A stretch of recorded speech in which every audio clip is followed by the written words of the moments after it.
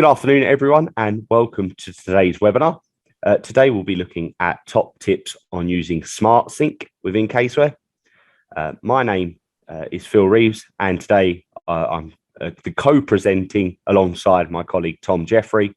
We're going to take you through the various top tips with using SmartSync.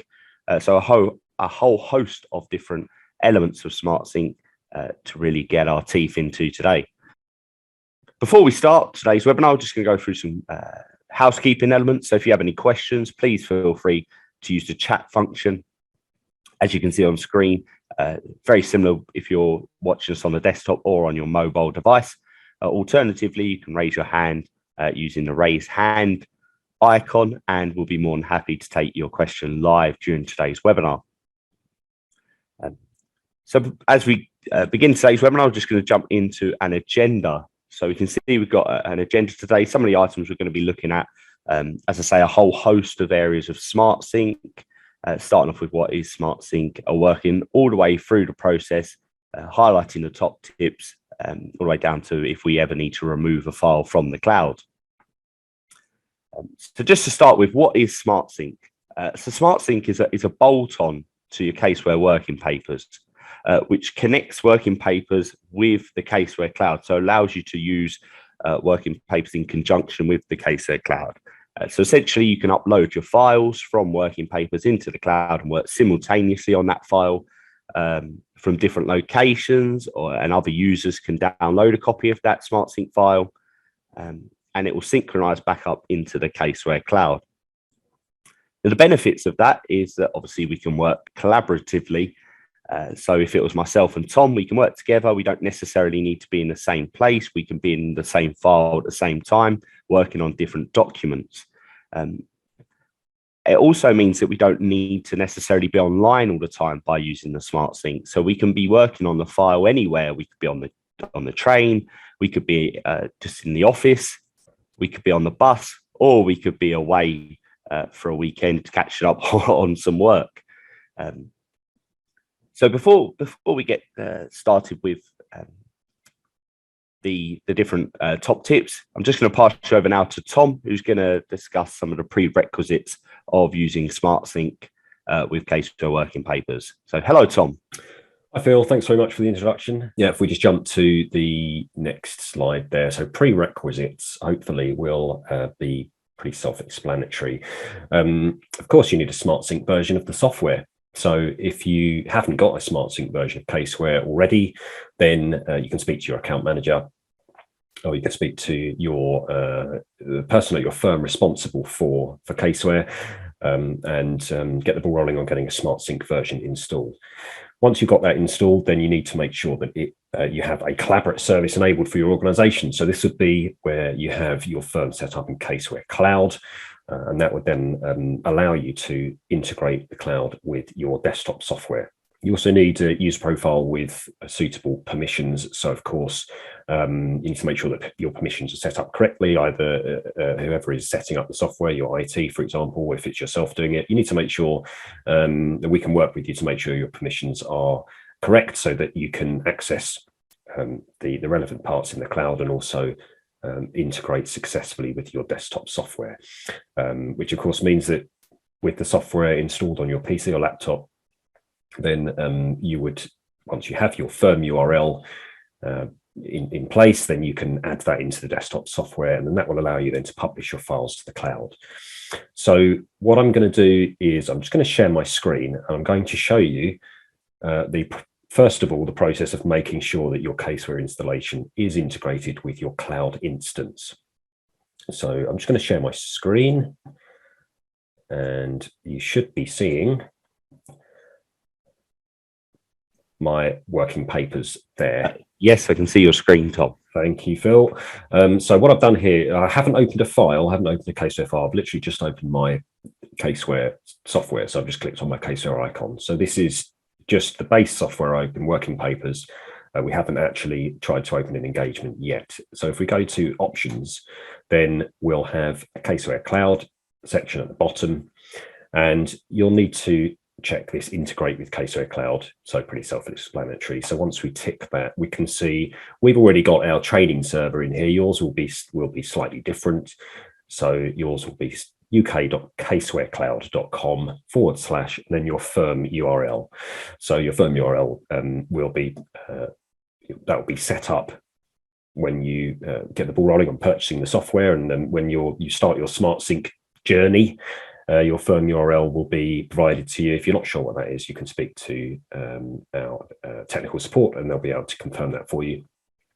So then you pop that in here, and you only need to put in the URL starting from the UK, so you don't need to worry about any prefixes, any HTTPs or HTTPSs or the like. So it'll be uk.casewarecloud.com and then your URL, and then make sure, of course, that you've got the right one ticked. You can put multiples in here. So if you were switching between servers, for example, then you could have more than one in here, and then you just need to make sure that you ticked the right one. Once that's ticked, you can then select OK. It won't allow you to change this setting once you're in a file. So if you're in an engagement, you then go to options, which I'll show you a bit later on how to check that. It will be grayed out. So it's important that you're looking at this just by opening working papers on its own. Select OK, and straight away, if it's correct, it's going to ask you to log in. So I'm just going to quickly log into my area use my login to access, use my login to access our cloud instance for our training server. Make sure you remember the password, of course. So what that will now do is it will give us, we've got our recent files, we've got the computer option here, which allows us to browse for files that are local or that are stored on a server, for example. But we've got our SmartSync server option here. That would ordinarily be blank if you're not integrated, but now that I've integrated with the server, I can now see a list of files that are on our training server. So I could now, if I wanted to, open a SmartSync file here. You can order this, so you can order it by year end, by version. You could order it by date modified if you want to see which one was modified most recently. And there's various other customizations along the top here. You can also remove the server if it's no longer relevant, or you can add more servers and manage them as well. So what I'm going to do now is I'm going to open an engagement which we prepared earlier, and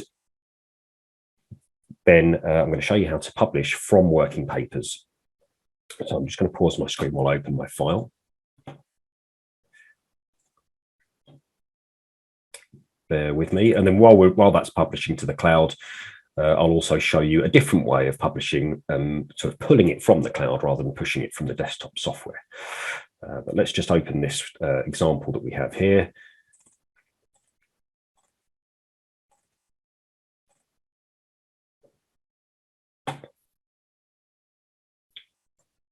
Okay. Just opening that file now. Resume sharing my screen. So what's happening here, I've just opened a file. This is an audit file. And as I was mentioning earlier, in terms of checking your integration settings, if you go to Tools at the top and go into Options, this will then give you CaseWare Cloud here. And then, as you can see, we are integrated. And as I said earlier, it is grayed out. So you need to be outside of an engagement in order to manipulate that. As I am integrated, we've got this cloud menu at the top. We can see we've got the Publish option. So if I selected Publish, it's now going to ask me to confirm that that's the server that I want to integrate it with, or I can add one if it's not. And then I can select the entity, because we're going to be using ABC Motor Company UK Limited. And then I'm going to select OK to publish the file. So while we let that do its thing, I'm just going to show you how you would do that from the other direction. So rather than pushing the file from CaseWare working papers up to the cloud, if you were in the cloud entity, so we're in ABC Motor Company UK Limited, here we've got the plus icon in the top right. And then if we scroll down to the bottom, we have a working papers option. And then we'll just confirm the entity. And then that will then ask us to browse for or drag and drop a file that we want to publish. So we would then select the browser, we would drag and drop the working papers file that we've just published. So that's how we would do it. They're not going to show you it, of course, because we've already published the file, but that would be the way that you bring it into the cloud from the other direction. Now that we've published the file, it's going to ask us if we want to create any queries, or if there's any queries that we want to link. We're not going to do that today, but we can see now in the bottom right, we've got the synchronization status, and it's saying, hopefully you can see that's very small, but there's a synchronization status which is online. You've got a little globe icon, and then you can click on the tick, the arrow next to it, excuse me, and then that will give you various options, which we will look into a bit later on. But now that's published in the cloud, what I'm going to do is pass you back to Phil. Now, Phil's going to then access a copy of it.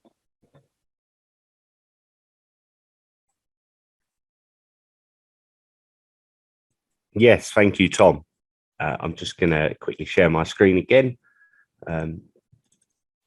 And hopefully you guys should be able to see my screen.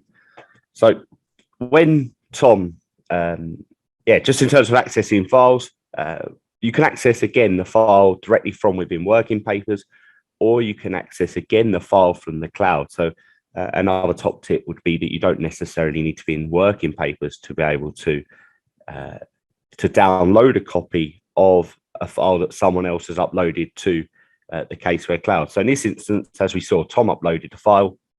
I'm also integrated to the cloud. Go to CaseWare Cloud, you can see I've integrated with the cloud here. Just going to log in. So we've got, make sure that everything is up to date.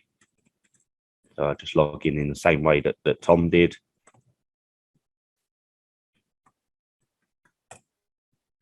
And I'll also be able to access the SmartSync server option here. Now, what I'll see is, again, very similarly to Tom, I'll see a list of all the different files I can access from within the CaseWare cloud. So I can select a file from here, and then I would be able to access it and open up a copy, a child copy of that file that is located on the CaseWare cloud. Now, alternatively, from within working papers, from within the cloud itself, if I go to the entity, I can download a file from here instead. So we've got here ABC Motor Company Limited, the file that was uploaded by Tom. You can see I uploaded it at 12:10, so I can click on there. That will open up the entity. And then if I select the three dots button on the right-hand side, I'd be able to open a sync copy from here. So you can do it. That will open up CaseWare working papers. So you can see I can open up this file directly from within the cloud or from within working papers itself. So just to show you that process, it's relatively quick. It's going to download a copy of that file from the cloud, apply the synchronization changes, and then it'll open up a copy on my local machine. So what we have at this point is a copy on my machine and a copy on Tom's machine. We're going to go through how you can view the online files in a moment, but my file is also at this point synchronizing back to the cloud. We can see down here it says online. So any changes that I make will synchronize back up into that cloud copy in much the same way as Tom's. So let's just check that we are in the same file as Tom. So you can see we've got two copies of that CaseWare file. By going to the properties again, Tom will highlight that in a bit more detail in a moment.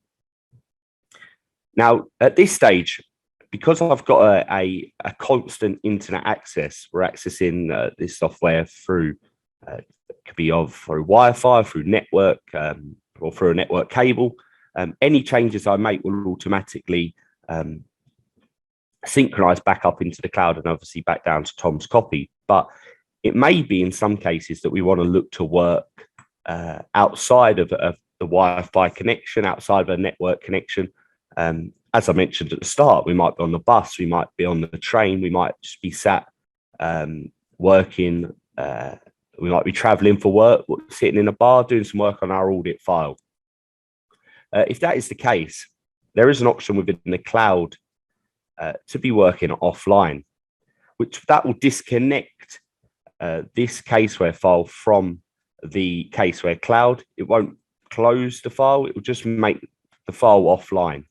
So if I select work offline, you can see in the bottom right hand corner, the file is now offline, which means it's not now automatically synchronizing back up to the CaseWare cloud. So again, another top tip is that you can work off the file offline. So you can be, again, you might be going out to a client to work on their audit, and therefore you may not necessarily be aware of how good their internet access is. So you might want to take it offline and then go out and do some work. As you can see, we can still access all of the various documents of this audit file, same if we were in the accounts. I'm just going to open up a file because, as I say, when you're working offline, it's not uncommon that you go into continue working. Now, what we'll see is because I'm offline, it's going to say that it may not be able to obtain exclusive rights this document because we're offline. So we can open it in read only, which obviously means we can't make any changes to it, or we can choose to open it normally. Now, if I open this document normally and just wait for that to load, you can see I've got all the same functionality that I would have when it's online. It's as if you've just got this file on your desktop at this stage. So I can go through and I can mark documents as complete. I'm just in the AE21-1, which is an audit responsible individual review document. I'll just mark a few as complete and sign this off. Now, you're probably wondering why has he opened up that document whilst working offline? And it leads us nicely on to our next top tip, which is about resolving conflicts and version control. So conflicts are I don't want to say things, but are messages that can appear quite often within an audit file when you're working on SmartSync. They can be caused by duplication or by changes within a file. And these conflicts are common if you're working offline quite often and you're working within a team and some of the users are online, some of the users are offline.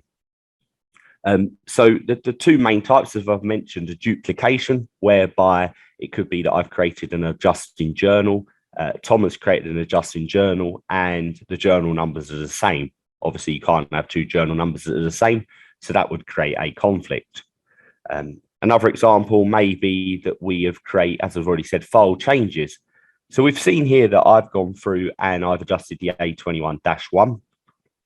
So I've now, in our scenario, I'm going back into the office. I want to make sure that everything that Tom's been doing on the file whilst I've been away is on my file. So I jump back online. So I go online by clicking the icon on the toolbar.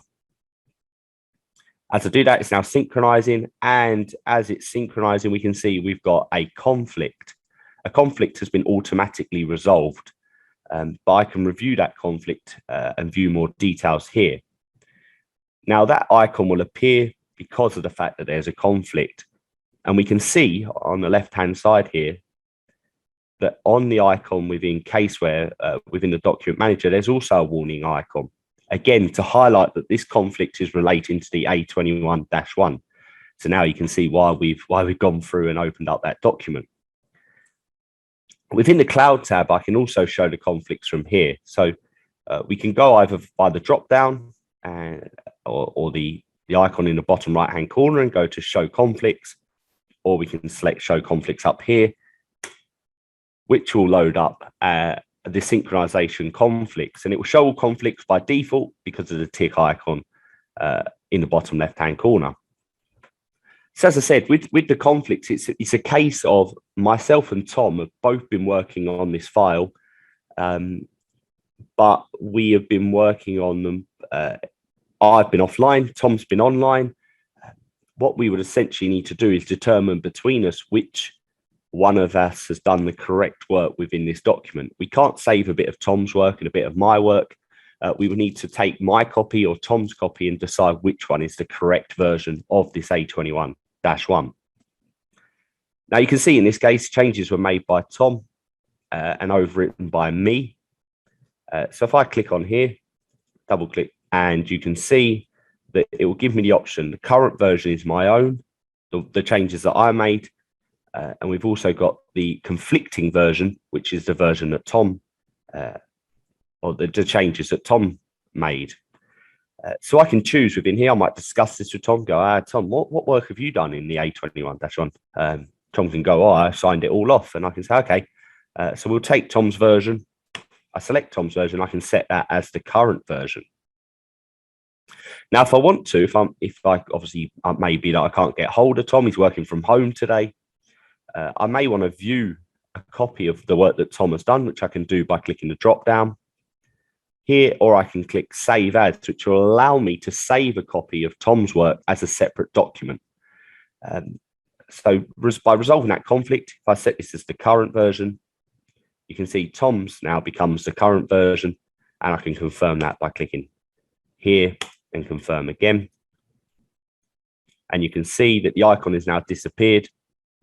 It will still be on the conflict screen because we're showing all the conflicts. If I untick that, this would only then show the existing conflicts in the file. The benefit of this is that we can also manage versions within the conflicts. So if actually me and Tom have a discussion, decide that what Tom did wasn't what we needed, he's done it wrong basically, but what I did was correct. I can go back into show all conflicts. I can double click on the conflict, and then I can say, actually, I want to change mine now to be the current version. So it will save all existing versions of this particular document. I will allow us to revert back to previous versions if we need to. So that was enough about resolving conflicts. I'm now going to pass you back to Tom, where you can run through how we would view who has a copy of the CaseWare file. Thanks, Phil.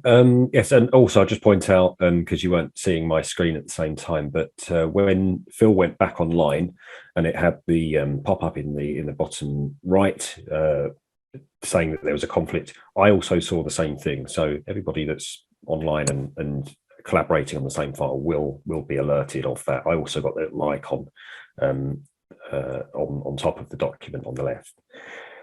So you saw briefly, I'm just going to share my screen actually, but you saw briefly when Phil went into the properties there in the bottom right. So within CaseWare, hopefully you can see that, within CaseWare, when you go into that menu in the bottom right, we have the show conflicts here, but you can also go to properties, and this will show you who has got a copy of the file. It will also show the synchronization status of those copies. So Phil, we've got Phil there and we've got myself. You can also, we won't go into it today, but you've got repair options there if there are issues with synchronization on a particular file. And then you can see whether it's obviously next to mine. I've got the little globe icon, which is showing that I'm fully synchronized and I'm online. If we close this dialog, you can also find out this information from the cloud. So if we go back to our cloud entity, if we were to scroll down to our files, we can see we've got our file here that's, bear with me.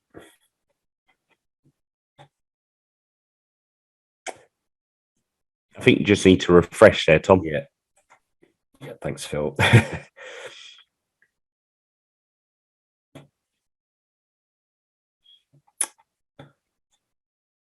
Okay. Yeah, so as you can see, our file is there. So you can see next to the file, of course, if we had a file that was a cloud engagement, then you'd see the relevant icon next to it. But we can see this one is identified by a working papers icon with a little SmartSync circle. So you can see that that's a SmartSync engagement. So if we select that, it's going to take us into the properties, the information for this engagement. What you'll see here, not only have you got a history of what's been happening with it, so I created it today, but you've got your SmartSync summary at the bottom. And that's going to show you the same information that we just had. So it's going to show you who's got a copy of the file.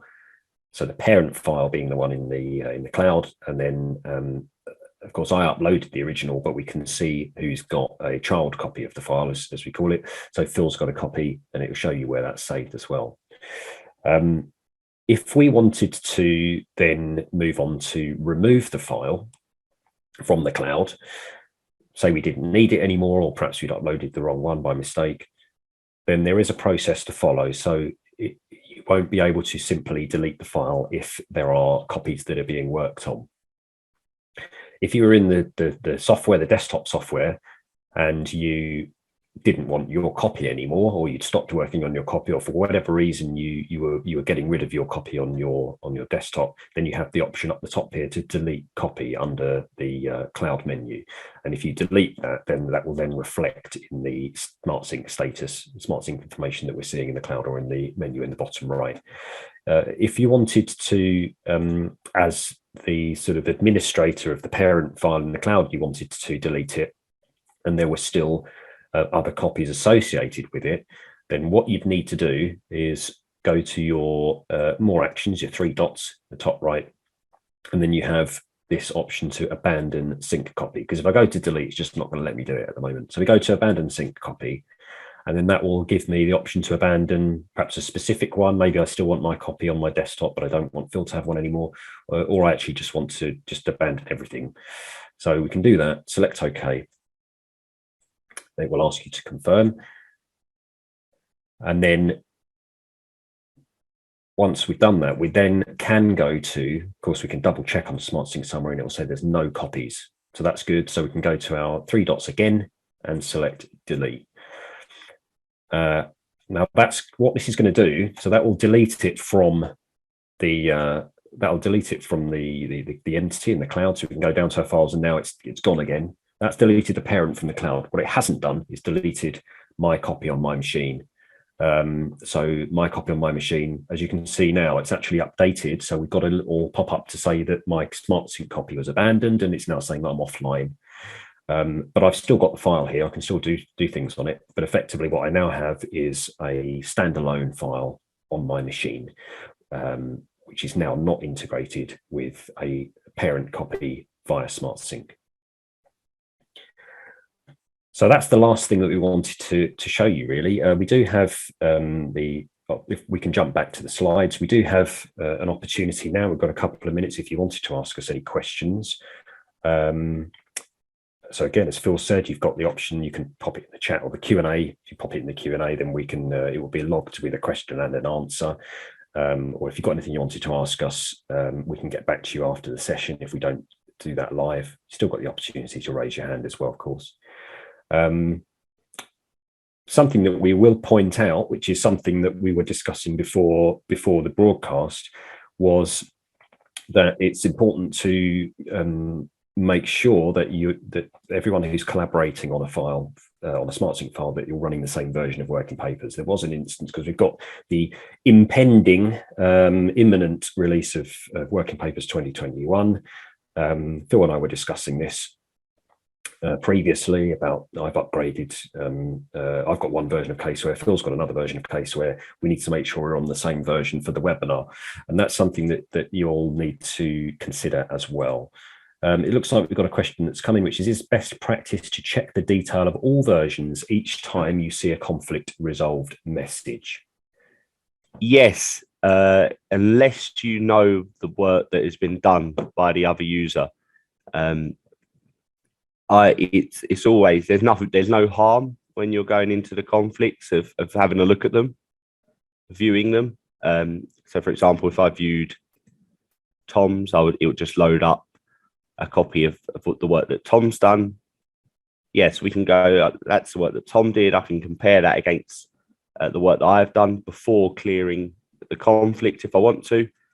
There is no harm in doing that. In terms of a best practice, it depends entirely on whether you trust each other in terms of the work that they say they've done.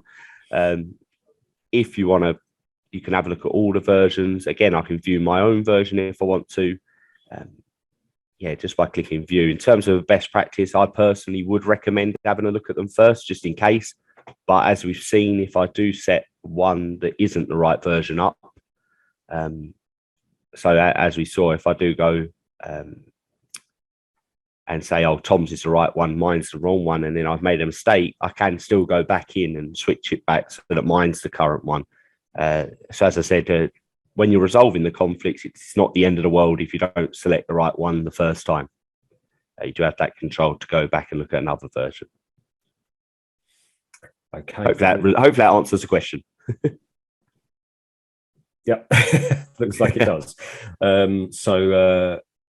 I think we're just about out of time, but don't worry if we haven't answered your question live. I know we've got a question that's just come in, and we'll get back to you after the session. There'll also be a Q&A document which will accompany the recording. So the recording is going to go onto our YouTube channel, but it'll also go on the knowledge base, and there'll be a Q&A document there. So answers to your questions will be included in that document. We'll just jump to the wrap up we are at the half an hour point. So I'll run through this if you're okay with that, Phil. That's fine. Through the last few bits. So if you weren't aware, we do have a SmartSync Getting Started guide, which is on our knowledge base, kb.caseware.co.uk.